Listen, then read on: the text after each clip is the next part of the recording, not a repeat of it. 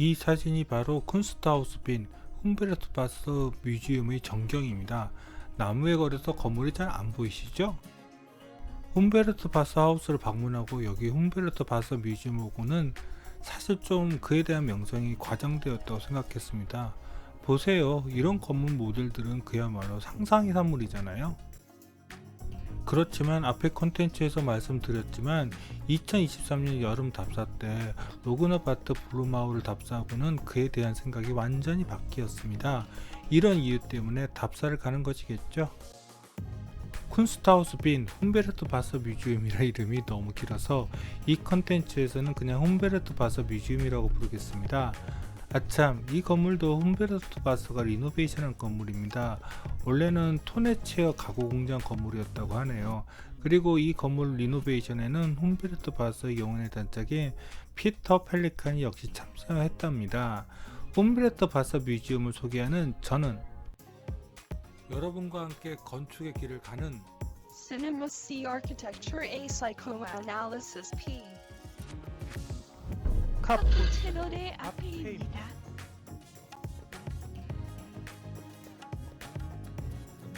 역시 humberto 바스 뮤지엄도 오스트리아 수도 빈에 위치하고 있습니다. 그리고 전에 소개했던 humberto 바스 하우스에도 걸어서 한 20분 내외 거리에 있습니다. 그래서 이 둘은 같이 답사하시는 것을 추천합니다. 자, 이제 그럼 구글 스트리트 뷰로 한번 들어가 볼까요? 예, 저기 보이는 게 바로 humberto 바스 뮤지엄입니다. 위성사진으로 보면 여기 바로 옆에 작은 강이 흐르는 것이 보이는데 실제로 가면 강이 근처에 있는지도 모르실 것입니다. 그리고 humberto 바스 뮤지엄도 중정이 있는 전형적인 유럽의 주택입니다.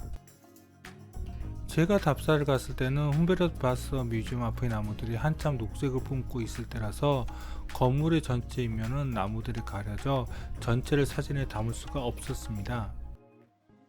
그래서 이렇게 부분을 찍을 수밖에 없었는데 전체적으로 이렇게 세 부분의 이면이 나눠져 있다고 보시면 될 것입니다.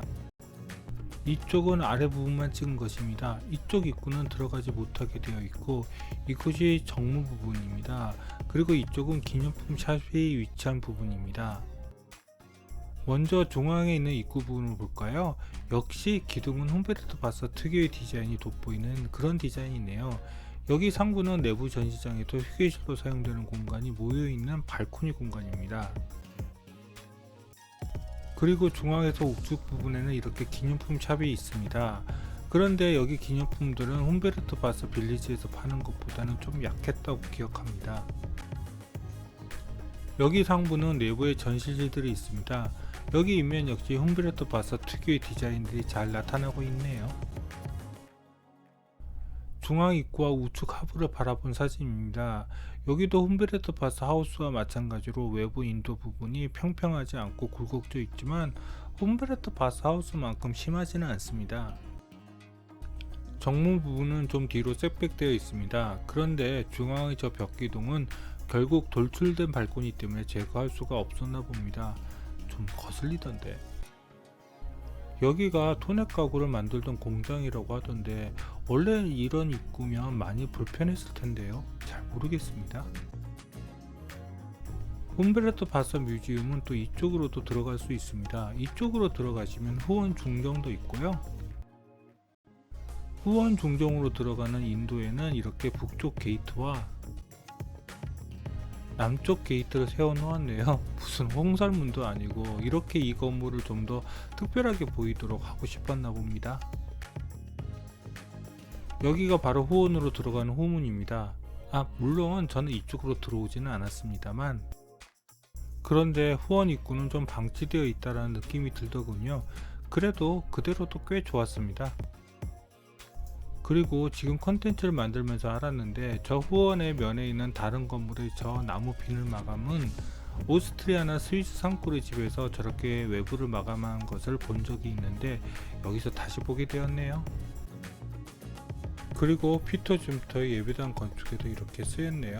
느낌 있지요? 여기도 정말 가기 힘들었는데 저는 이 후원에서 점심을 먹었습니다. 그 기억이 꽤 좋았거든요. 그래서 이 후원에 대한 추억이 지금도 선명합니다. 저기가 바로 전시실로 올라가는 메인 계단의 외부입니다. 그런데 너무 숲풀이 우거져서 정작 humberto 바서 뮤지엄의 흉면을 제대로 볼 수가 없네요. 뭐 이게 humberto 바서의 컨셉이긴 하지만요. 후원 마당에는 저런 조형물도 있는데 정확히 무슨 조형물인지는 잘 모르겠네요. 이렇게 사진만 찍고 와서요. 그런데 정작 여기서 뭘 먹었는지 기억이 제대로 안 나네요. 다만 힌든답사의 날 꿀맛 같은 휴식이었고 여기가 그 휴식의 적당한 공간이었다는 것만 기억이 납니다. 그리고 여기에는 내부 레스토랑도 있습니다. 그런데 여기 와서 누가 저 안쪽에서 밥을 먹겠습니까? 이렇게 좋은 정원을 두고서요.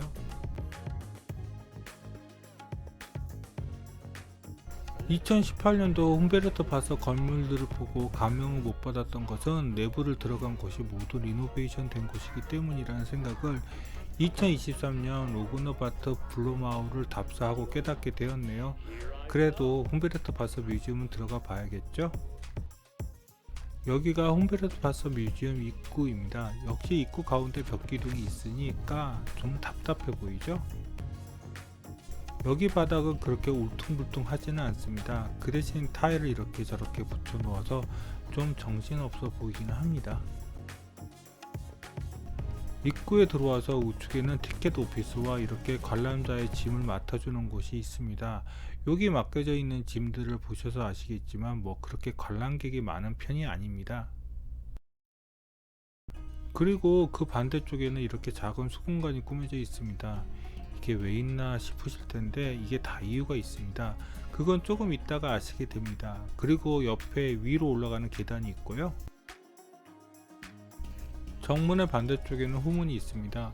정문보다는 후문이 더 humberto 바서다운 디자인이라고 할 수 있습니다. 이쪽으로 잠깐 후원을 나가 볼까요? 이때는 몰랐는데 이렇게 회랑을 꾸미는 것은 humberto 바서의 시그니처 디자인이더라고요. 여기는 바닥이 심하게 굴곡져 있지요. 이렇게 후문으로 나와서 레스토랑 내부를 들어갈 수 있습니다. 여기 내부도 분위기가 좋은데요. 후원 레스토랑은 원래 있었던 공간이 아니라 증축된 공간인 것 같습니다. 여기 공간이 꽤 넓죠. 여기는 레스토랑의 안쪽입니다. 여기 지붕은 건물에 딱 붙어 있네요. 그리고 후면은 정면보다 훨씬 더 humberto 바서의 디자인다워 보이죠? 자, 다시 내부로 들어와서 내부 계단을 올라가 보겠습니다. 솔직히 humberto 바서 뮤지엄에서 가장 볼만한 곳이 이 계단 공간입니다. 계단은 후면 쪽으로 차게 나 있기에 내부 공간이 환합니다. 그리고 계단 공간의 가운데 공간은 이렇게 보이드 되어 있고요. 그리고 각 층의 복도 일부가 이렇게 오픈되어 있어서 계단 보이드 공간과 계단의 외부창이 훤히 보입니다. 아까 지상층 로비 공간에 있는 수공간 기억하시죠? 이렇게 이 계단 보이드 공간 아래를 내려다 보시면 그 수공간이 보입니다. 그런데 이 조명들이 이 보이드 공간에 적합한지는 잘 판단이 안 되네요. 평범하다고 할까요? 그도 그럴 것이 이 공간 자체가 매우 특별하게 느껴지니까요. 이제 전시실 복도를 한번 거닐어 볼까요? 복도는 난간 상부가 대부분의 기둥을 제외하고는 오픈되어서 내부가 밝고요. 그 오픈된 공간으로 계단 외부창도 이렇게 보입니다. 그리고 이 계단 난간은 정말 독특하고 좋았습니다. 뭐랄까 미야자키 하야오의 애니메이션에나 볼 수 있는 그런 디자인이라고 할까요? 그런데 이 계단 난간은 다른 humberto 바서 건축에서 본 적은 없네요. 그래서 humberto 바서 뮤지엄에서 이 계단 공간이 특별하다는 것입니다. 전시실은 맨 꼭대기부터 보기 시작했습니다. 그런데 계단 공간에 비해서는 좀 평범하게 보이시죠?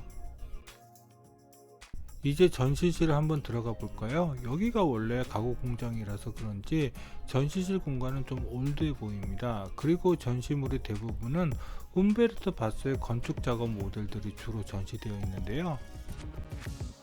사실 제가 humberto 바서에 대한 사전 조사가 없어서 이런 모델을 보고 이게 실제 건물인 줄은 몰랐습니다. 그냥 그가 상상한 건축의 모습을 보고 생각했죠. 이게 진짜 실물이 있는 줄은 몰랐죠. 바로 이렇게요. 그런데 이것도 역시 여기 답사에서 새롭게 검색해서 찾아온 것입니다. 정말 게으른 답사가 그리고 제일 제가 무시했던 모델이 이것이었습니다. 실제로 이런 건물이 있었으면 제가 모를 리가 없겠다는 생각에 이것 역시 실물이 없는 줄 알았죠. 그런데 이 건물 이제 어디 있는 줄 압니다. 자. 그리고 이 건물이야말로 진짜 없다고 생각했죠. 당연히 그렇게 생각하지 않겠어요? 무슨 스머프의 집도 아니고요. 사실 이때 답사를 하고 humberto 바서의 책을 구입하려고 했는데 대부분 절판이라서 구하지를 못했습니다. 그런데 이로부터 4년 후에 실제로 이런 스타일의 작품이 있다는 것을 알게 되었습니다. 로그너 바트 블루마우가 그 작품입니다. 이 작품이 실제한다는 사실을 알게 되고 2023년 답사를 갔습니다. 이 작품도 곧 소개하겠습니다. 그래서 이 콘텐츠를 만들면서 여기서 본 모델들의 대부분이 실제하고 있을 것이라고 저는 믿고 있습니다. 언젠가는 다 찾아가 봐야겠지요. 새로운 목표가 생겼네요. 그런데 원래 이 내부 사진을 찍으면 안 된다고 하더라고요. 실컷 사진 찍고 있는데 여기 직원이 제재를 하고 있더라고요. 그런데 뭐 사진 거의 다 찍고 나는 이후인데요. 하지만 humberto 바서의 건축 작품 이외의 그의 해외화나 콜라주 작품들은 그다지 흥미가 안 생기더라고요. 그도 그럴 것이 그의 건축 작품들이 너무 강렬하잖아요. 이 콘텐츠를 만들면서 여기가 원래 가구 공장인 사실을 알아서 그런지 여기 천장이 특이하게 된 것이 이해되더라고요. 공장이니까 벽이나 기둥 없는 넓은 공간을 만들기 위해서 이렇게 된 게 아닐까요?